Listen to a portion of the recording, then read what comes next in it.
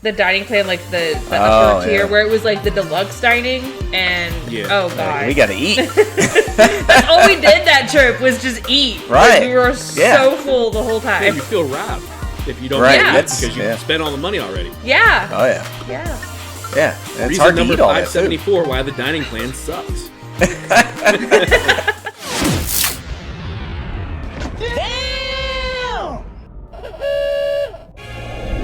Welcome everybody to another episode of the Notcast, brought to you by NotClub33.com.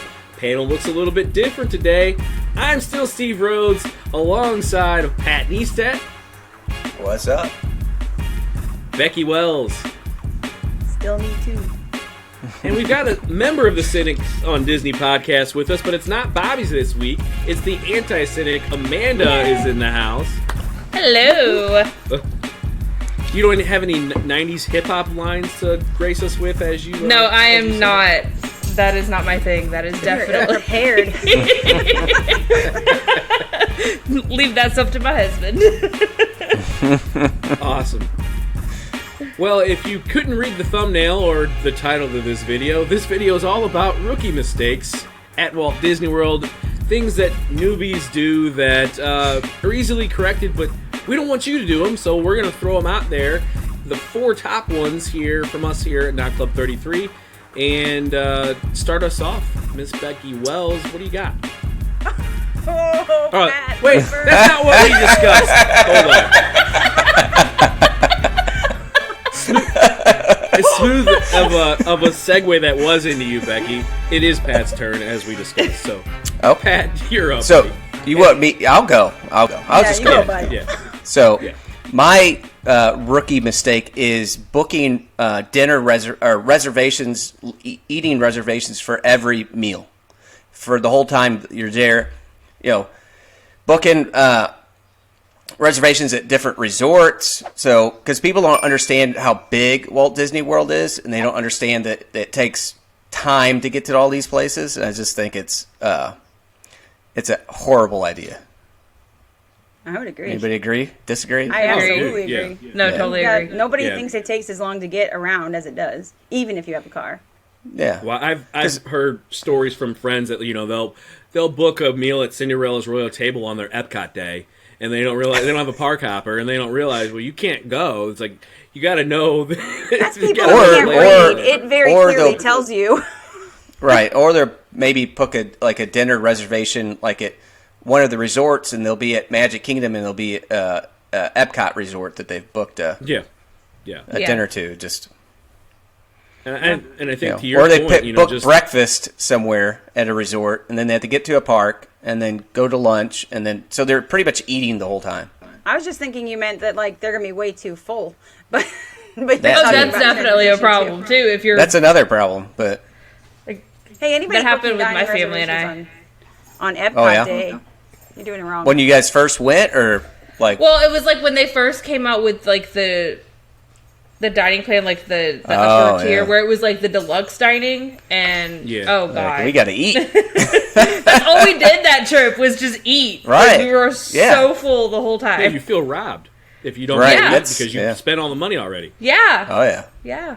Yeah. It's Reason hard to number eat all 574 why the dining plan sucks. Don't buy the dining plan. Dining plan is trash. And to your point, Pat, just booking a reservation for every meal is also just kind of asinine.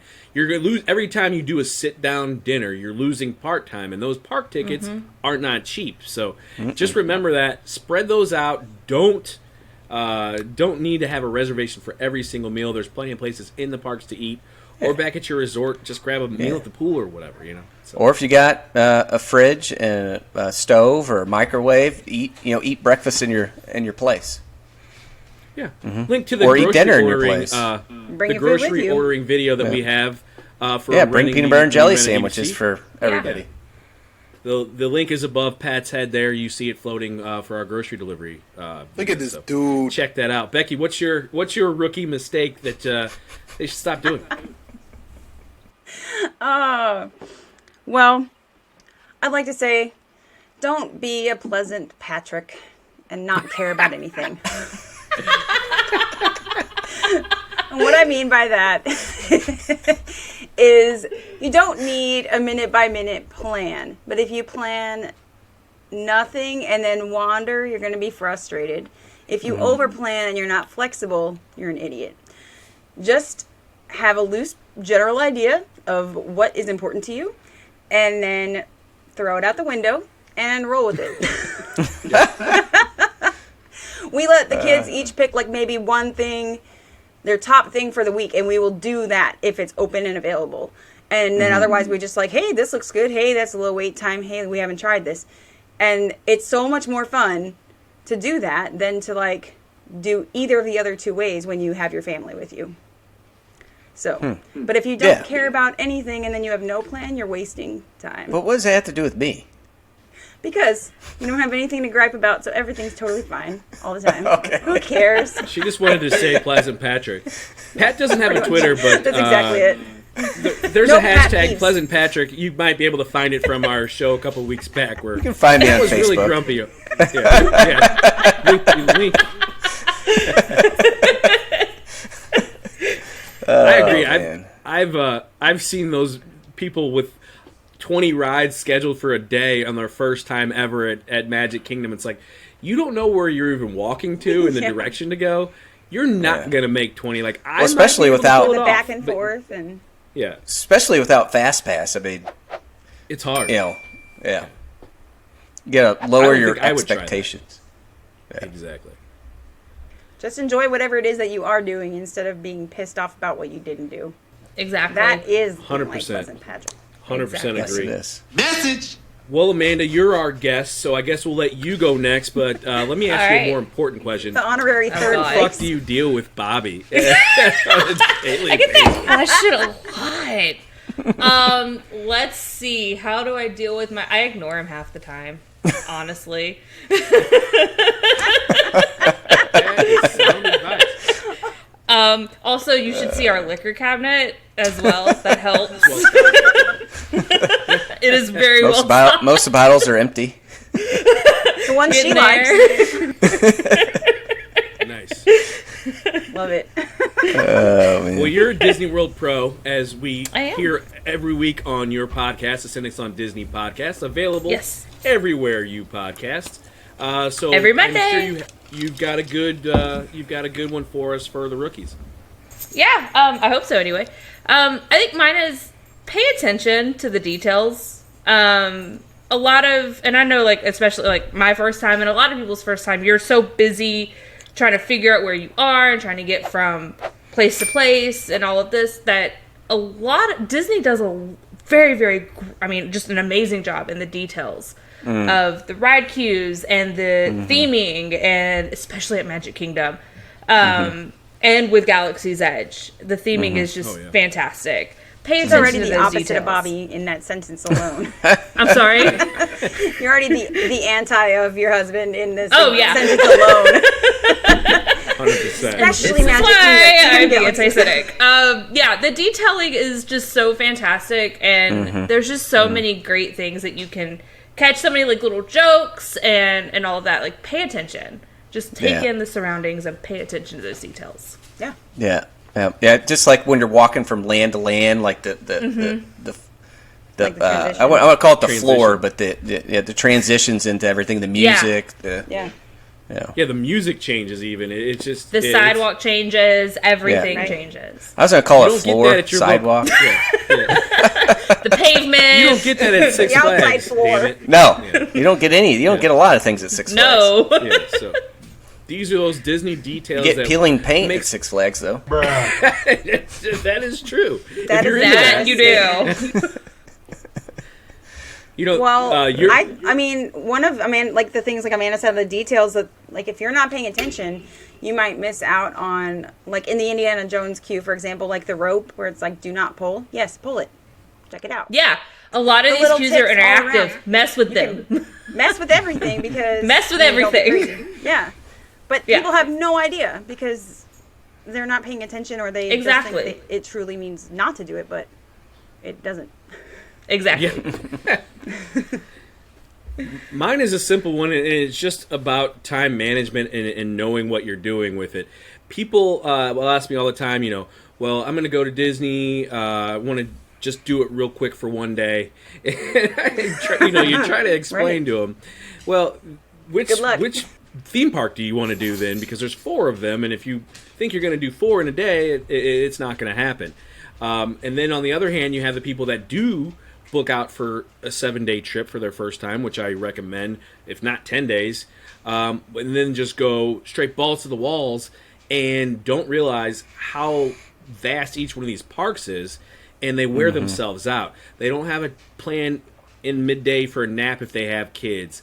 They don't plan a pool day. If you're there for 7 days, go to the park 6 max, but 5 days really is all you need, and spend a couple days at your pool or hanging out at Disney Springs or whatever, and just have some slow days built in, because the Florida sun, number one, is a relentless bitch, and it was going to knock you on your ass if you do not relax. Let me just say, just living down here, it's ridiculous right now.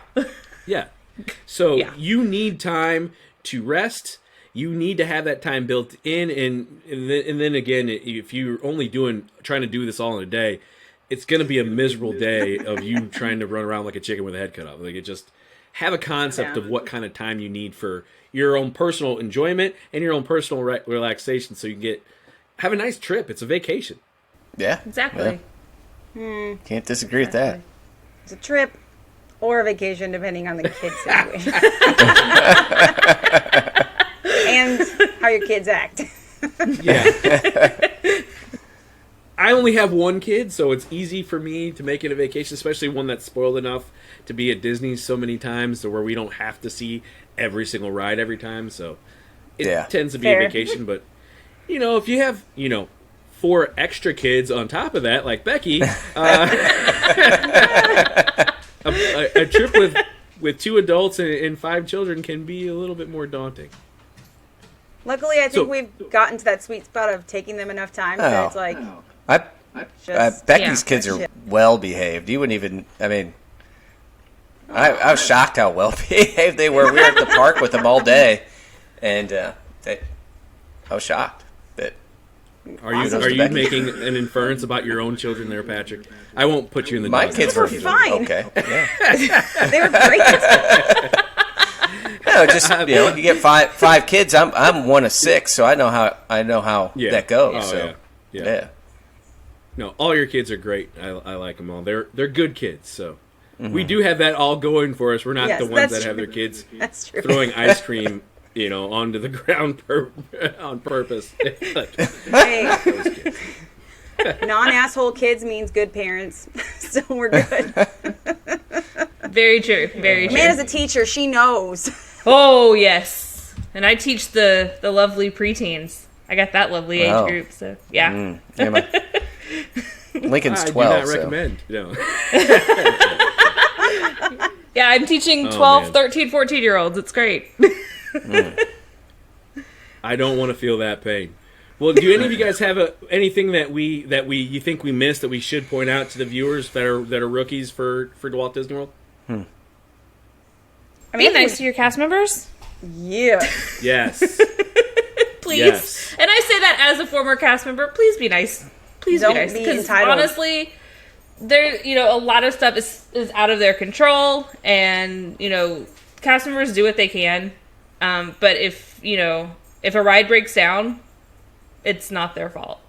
What? If the restaurant's full, no. Contrary to what people seem to think. Make it storm. They didn't make it storm outside. There is no dome over Walt Disney World, so rain will happen, and it's Florida. We're the lightning capital of the world down here. It's gonna rain. Bring a poncho. Yeah. Well, if you didn't listen to anything we said, the whole podcast, this whole Notcast episode tuning in here, right now, then definitely just take what Amanda said to heart. Cast members, be nice, and it's gonna rain. So it's gonna rain. That's it from us on the Notcast this week. Thank you, Amanda, for filling in for Bobby this week. Oh, not a problem. Thanks for having me. Check out her podcast, Send Us on Disney Podcast, every Monday wherever you podcast. For Pat, for Becky, Amanda, and myself, we're out.